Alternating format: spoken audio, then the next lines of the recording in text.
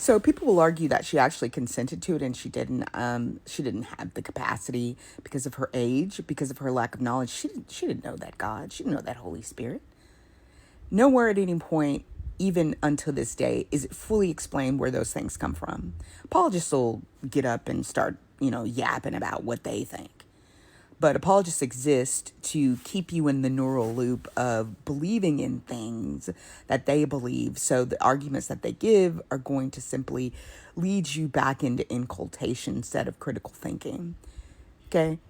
She didn't know who that person, she didn't know who that spirit was. She didn't know who that God was. That it's never been explained where it comes from. That religion is simply used to teach blind submission to authority and those who claim authority. It's why we're in the state in the world that we're in today. Blind submission to the men.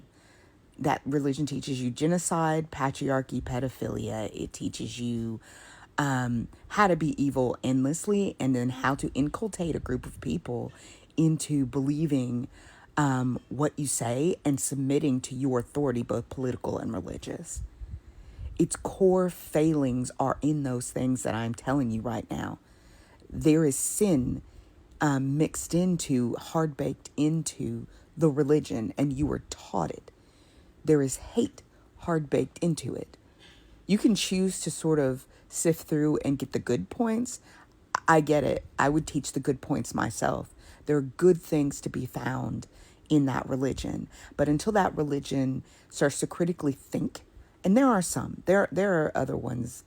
There are other Christians who are trying to reform it, trying to get the patriarchy, the misogyny, the tribalism out of it, the us versus them, the blind adherence to thinking genocide is okay.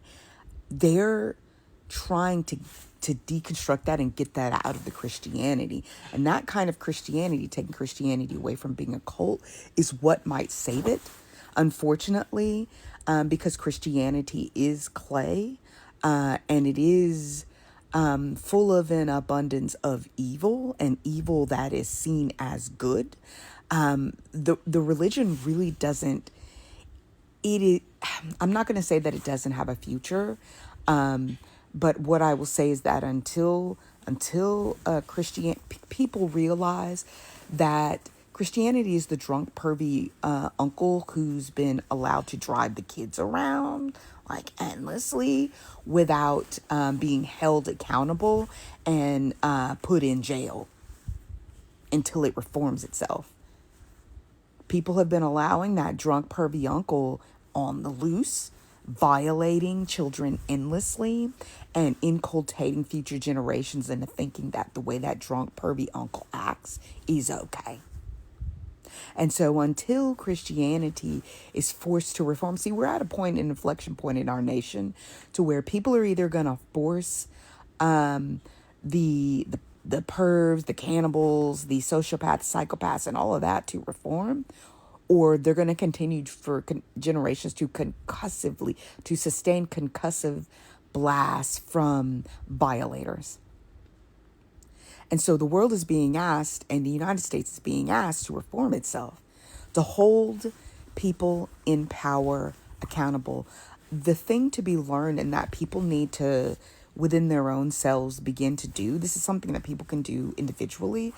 They have to begin to speak truth to power and to hold the psychopaths, the murderers, the pedophiles, the cannibals, all this, that crazy.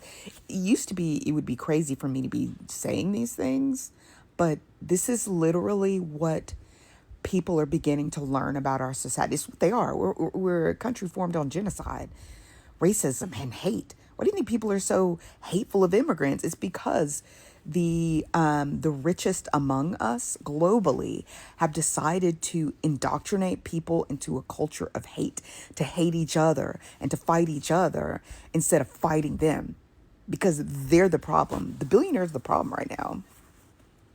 The chaos in your country is going on because they've decided to make civil war against Americans and against people. So they're using ICE, they're using the government to try to recreate a new America in their favor. And they're all just a bunch of lazy welfare queens who teach the average person to love them.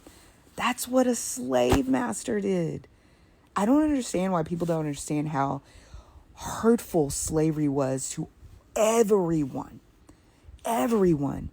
Some had it horrifically worse than others.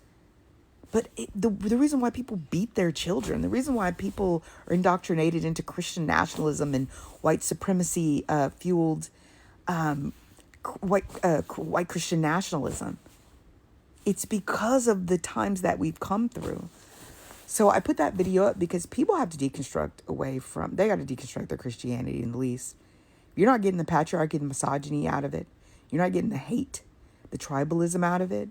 If you're not getting the blind authority to power without question out of it, if you're not asking yourself, if you're going to be a Christian, if you're going to be an adherent, follower of the Abrahamic religions, you need to start demanding of your God. Like I told people, y'all need to start demanding of your God. Like, who are you? Show me. I don't want to know what other people have said. Okay. Because we all know that the identity of all of that, of God, Jesus, the Holy Spirit, all that has been whitewashed. It's been taken. It has been hijacked. It's like I said on my main channel, like Jesus was a brown skin from Judea whose memory was buck broken. It was bent over a rock and it was essayed by empire colonizers and Europeans until it became a traumatized white man who will, promote anything like MAGA, like hatred. White Jesus. He became white Jesus. And it took black people to liberate it. Go understand what liberation theology is. Go understand what black people did in order to reform the narrative, to help people to get closer to a more genuine approach to understanding Christ. Not some hate-filled white, blonde-haired, blue-eyed European who hates immigrants and believes in a strong border when the land that you're creating the border in was stolen and created out of genocide, slavery, which you still refuse to acknowledge. Anyway, this is going long, but that's a really important video. And until people really just sit down and take that in and understand that, they're missing the point of the times that they're going through. And what will end up happening is that people will cower. They will not get angry enough to give up their life. People have to understand that. They have to be angry enough to give up their comfort, to give up their life, and they're willing to fight for and to manifest a better tomorrow. Most people right now are thinking they're going to meditate and thought form manifest and say America's going to be better. And they think they're going to declare and decree a better future without working for it. When tribulation is what is required. It's what Christians are trying to get out of what tribulation actually is. It's the work. It's the work. Go look at it. Go look it up. It's the work. Okay? It's the castigation of the self, the realization that we're going to make this a better place. We're going to bring heaven to earth. We're going to make this better for everybody and not just the rich.